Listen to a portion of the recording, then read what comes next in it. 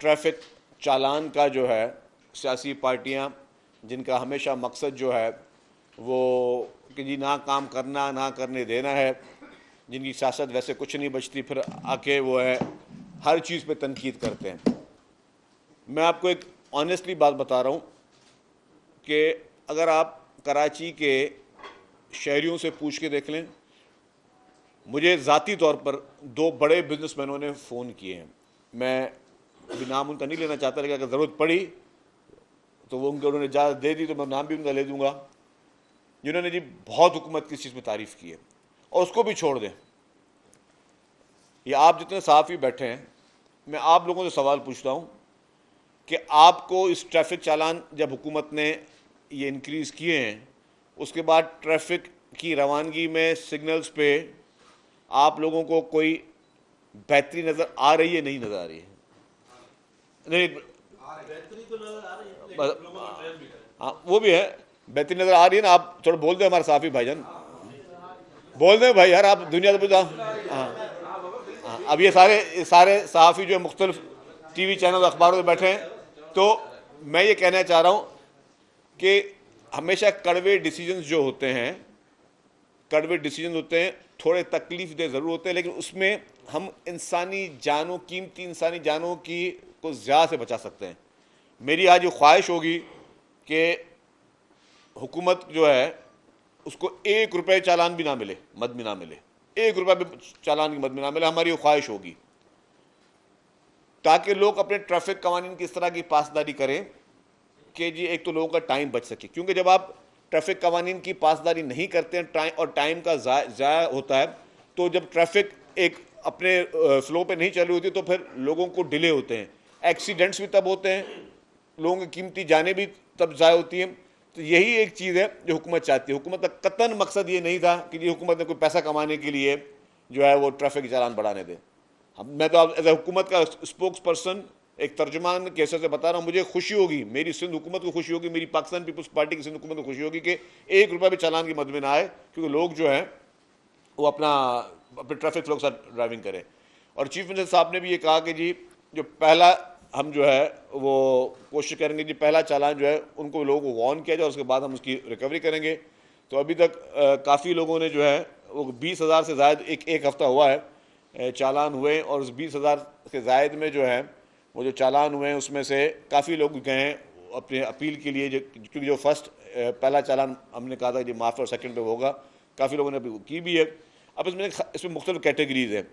जो सबसे ख़तरनाक कैटेगरी में पढ़ूँ वो है, दो ख़तरनाक होती हैं ट्रैफिक कवानीन में कैटेगरी। एक होती है जो रेड लाइट होती है उसको वायलेट करना, क्योंकि एक तरफ से ग्रीन सिग्नल चल रहा है, एक तरफ से रेड सिग्नल चल रहा है, तो जाहिर है वो कहीं ना कहीं उसका टकराव होना है, और टकराव से फिर क्या होता है वो किसी न किसी नुकसान होता है। दूसरी उससे ख़तरनाक चीज़ जो होती है वो होती है वन वे पे ड्राइव करना। वन वे पे अगर आप दुनिया के बाकी ममालिक के कवानीन देख लें तो बंदा भी जेल में होता है, गाड़ियाँ भी जब्त होती हैं, गाड़ियाँ इम्पाउंड हो जाती हैं, 2-2 साल तक, 3-3 साल तक लोगों की गाड़ियाँ, 6-6 माह तक भी लोगों की गाड़ियाँ इम्पाउंड होती हैं। तो मेरा मकसद है कि जी ट्रैफिक कवानीन जो है वो लोगों की बेहतरी के लिए किए गए हैं, हमारे कराची के भाइयों बहनों की बेहतरी के लिए किए गए हैं, और उसमें कतन मकसद नहीं है कि किसी को नुकसान पहुंचाना। लोग अदालतों में गए, अदालतों का एहतराम है, लेकिन अदालतों में भी हुकूमत सिंध का मौक़िफ़ जो है वो फर्म है। कराची को इस वक्त की इंफ्रास्ट्रक्चर के लिए बहुत बेहतरी के लिए काम चल रहे हैं, बड़े बड़े मेगा प्रोजेक्ट्स पे काम चल रहे हैं। सिंध हुकूमत, KMC, जो हमारे टाउन्स हैं, सब मिलकर बड़े बड़े प्रोजेक्ट्स कर रहे हैं। हमें पता है कराची के कुछ चैलेंजेस हैं जिस पे लोग तनकीद करते हैं, लेकिन मैं ये वाज़ेह तौर पर बताना चाहता हूँ कि वज़ीर आला साहब की क्लियर डायरेक्शंस हैं।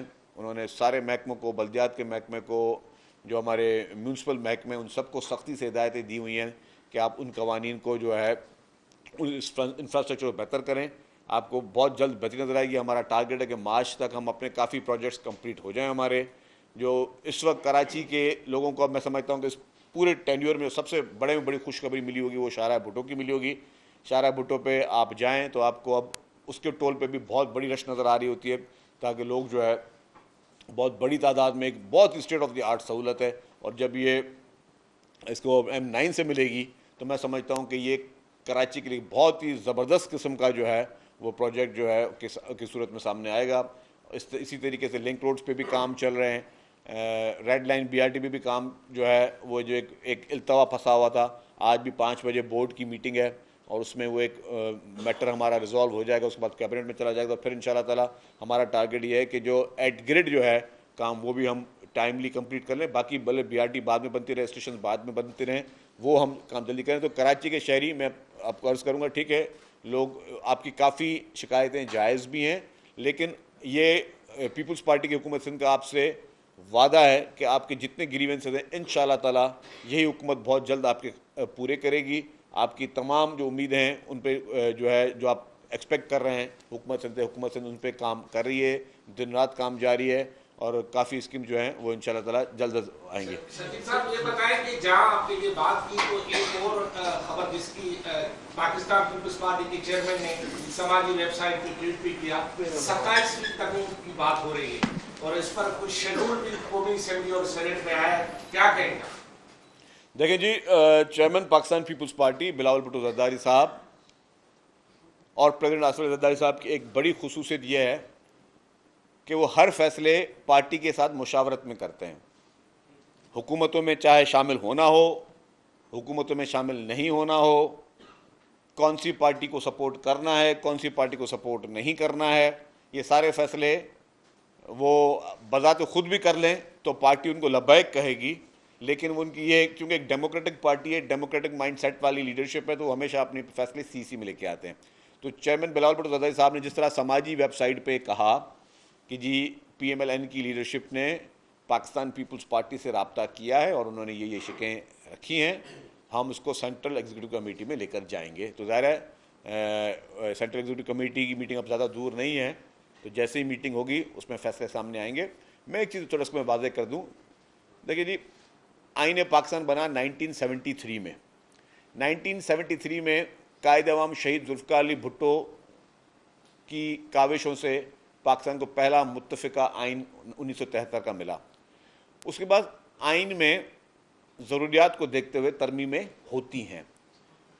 जो आइन 1973 में शहीद जुल्फ़िकार अली भुट्टो ने बनाया, जब बाद में आपने सहूलतें उसको लोगों को देनी थी, लोगों को एम्पावर करना था, लोगों के ग्रीवेंसेस को एड्रेस करना था, तो आपने 18वीं आइनी तरमीम जो है वो भी पाकिस्तान पीपल्स पार्टी के दौर में आई।